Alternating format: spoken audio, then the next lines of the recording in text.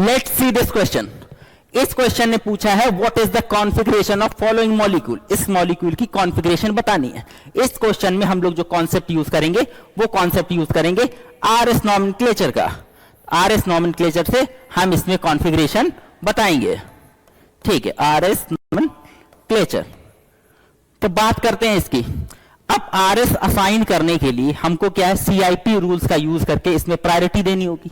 तो अगर बात करें इस कार्बन की, तो पहली प्रायोरिटी इसको चली जाएगी, दूसरी प्रायोरिटी इस तरफ चली जाएगी क्योंकि यहां कार्बन से आगे क्लोरीन लगा हुआ है, तीसरी प्रायोरिटी इसको, चौथी प्रायोरिटी इसको।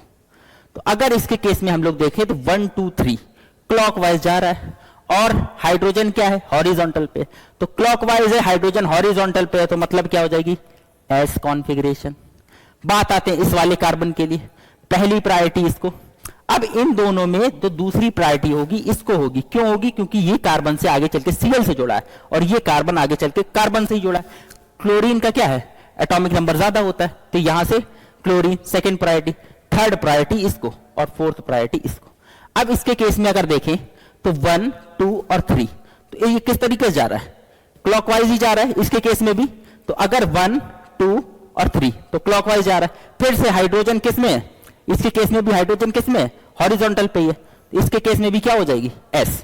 तो दो पहले के केस में भी क्या आ रहा था, इसके केस में भी क्लॉकवाइज आ रहा था, इसके केस में भी क्लॉकवाइज ही आ रहा है। वेट, इसके केस में 1 2 और 3, इसके केस में भी क्लॉकवाइज आ रहा है और इसके केस में भी क्लॉकवाइज आ रहा है, दोनों के केस में क्या हो जाएगा, एस। तो आंसर जो हमारा हो जाएगा वो हो जाएगा 2s और 3s। So C will be the correct answer for this